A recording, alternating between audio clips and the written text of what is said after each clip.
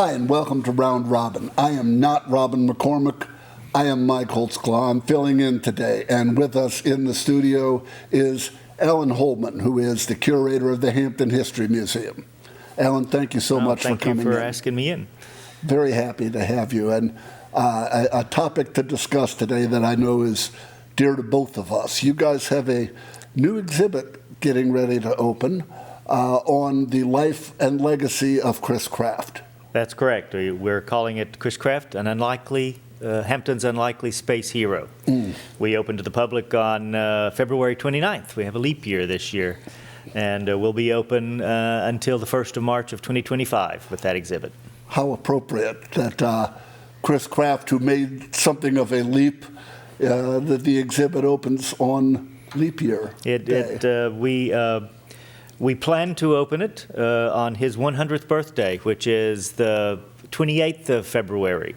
So we're having our members' invitation event that evening, and then we will open the doors to the public the next morning. How amazing. And what an amazing guy. He was, of course, for the people who don't know, Chris Kraft was a Hampton native, Hampton High School graduate, and after graduating from Virginia Tech, came back to work at the Langley Research Center, which at that time was NACA, and he was one of the people who transformed it into NASA. And it's very much how we're approaching this exhibit is he is our hero, our hometown hero, though he gained international fame, cover of Life magazine, and recognized, along with the astronauts, probably the most recognizable face, apart from the original Mercury 7 of the whole space exploration program in the 60s. But he's ours, and the exhibit focuses in on that connection with this community. Now, this is making use of calling them artifacts doesn't really even do it justice. This is objects from his life that his family came to you with. How did that happen? How did it happen that Chris's kids came to you with this? I like to think of them as three-dimensional memories, and he had saved a lot of those memories from his time, from his earliest days at Langley, right through his career. And the family, I had met the family earlier in my career and made the contact. And when he passed away, it was his wish that this collection of his memories be placed in the right location. So they reached out to the Hampton History Museum and a number of other institutions.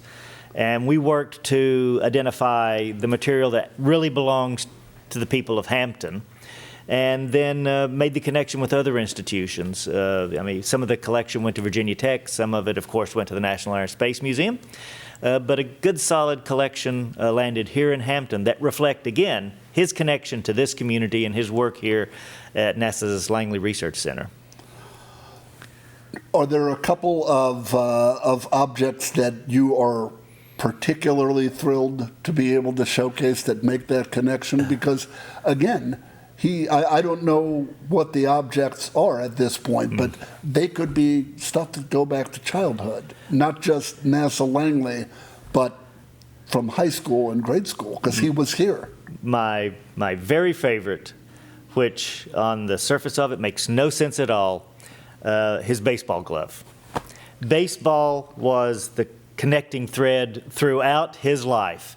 He was a proven baseball player during his time at Hampton High School. He continued to play baseball. He was a varsity baseball player at Virginia Tech. Played baseball on the local teams when he came back to Hampton as a NASA employee.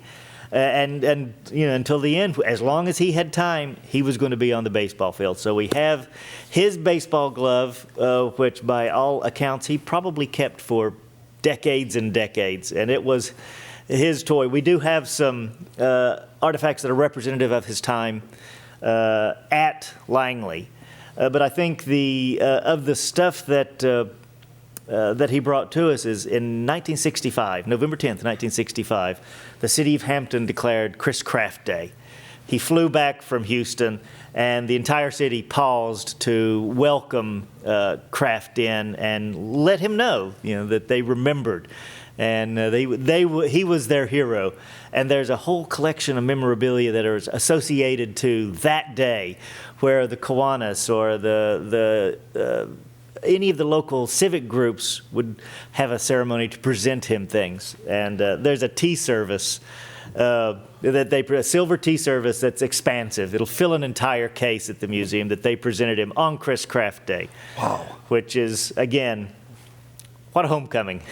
Well, and again, I always say this.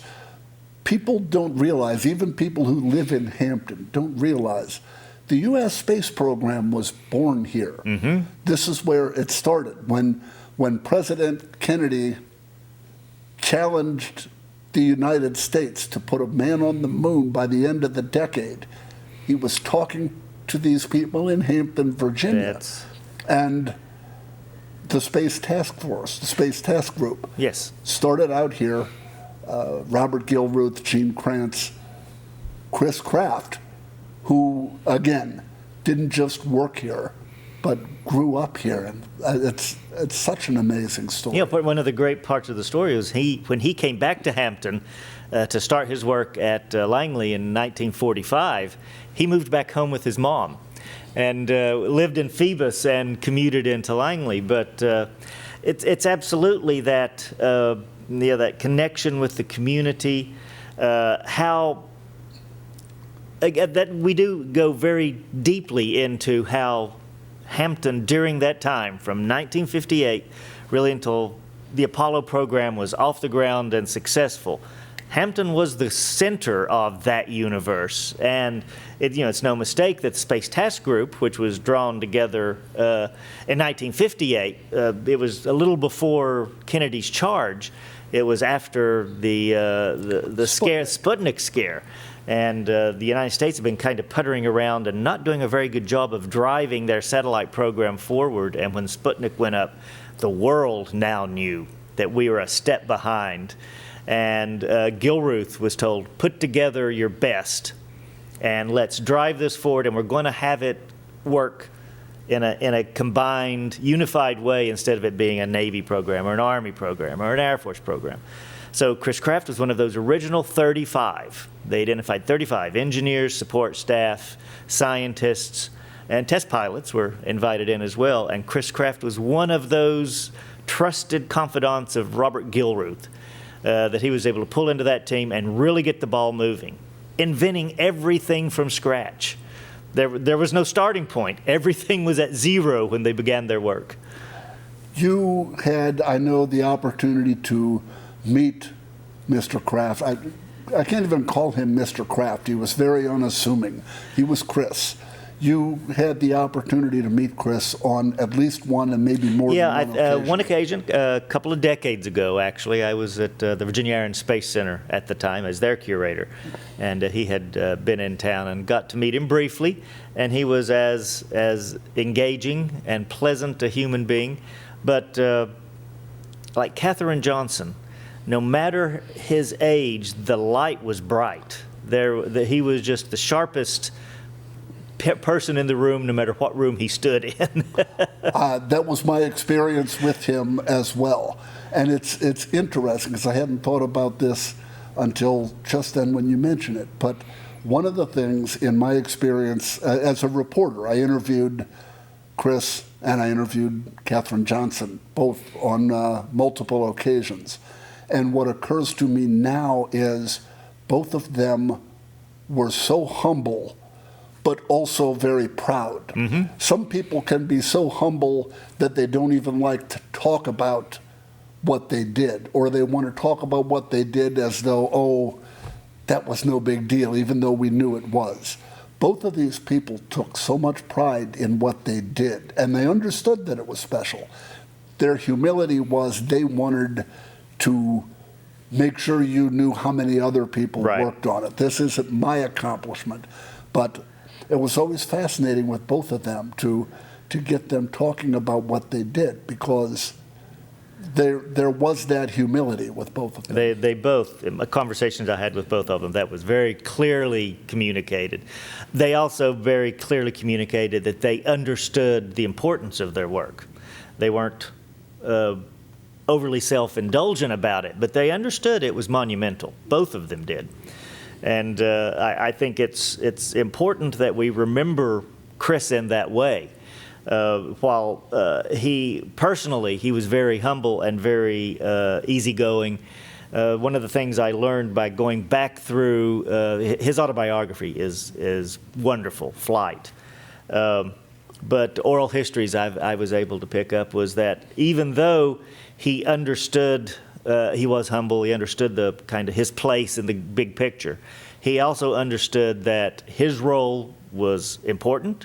His role was a matter of life and death, and his judgment was immediate, and no one else in the room would have a better view of the problems than he would. So one of my favorite quotes from him of all times, I'm paraphrasing here, was from the time that spaceship leaves the ground until it comes back to the deck of a ship, I have the best view, I ask the questions, I make the judgments, and no one is better equipped to make that life or death decision than me, even my director or his director or Jack Kennedy. I'm Flight, and Flight is God. That's my favorite quote from him. What a thing to say. I remember he said to me once, and I've had other people from Langley from the 60s say this, and it's something that never occurred to me until they said it, but it just makes complete sense. When we landed a man on the moon, when Neil Armstrong walked on the moon, everybody celebrated. This is the greatest accomplishment of the century. And there were parties and celebrations. And the people at Langley said, it's not time to celebrate yet. When they're back safely, then we celebrate. They were like the only people on Earth who weren't celebrating the moon landing because they knew that's only half the job. Yep. Maybe it's 2/3. Well, that was Kennedy's charge: send a man to the moon, bring him safely back to Earth. And another interesting quote I ran across in developing the exhibit was Chuck Matthews was director of flight operations for Project Mercury, so he was Chris's immediate supervisor, and there was no mission control, there was no flight. So Chuck Matthews charged Chris Kraft with developing all this from scratch. You develop how we're going to run this from the ground.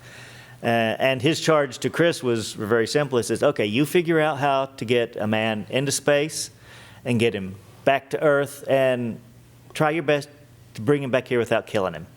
Again, a paraphrase of Try your best. Try your best to bring him back home alive.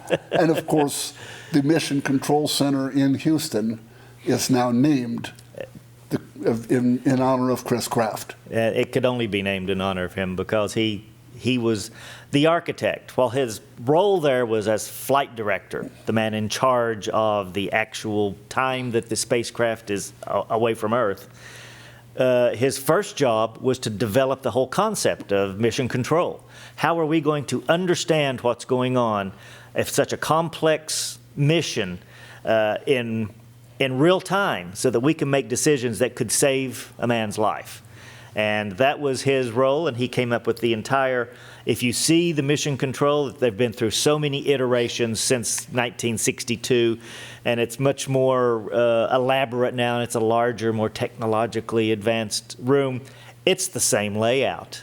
Chris Kraft developed an idea that every component of that mission, from flight surgeon to flight director to operations to liftoff to recovery, would have their own place in this room. They would monitor their own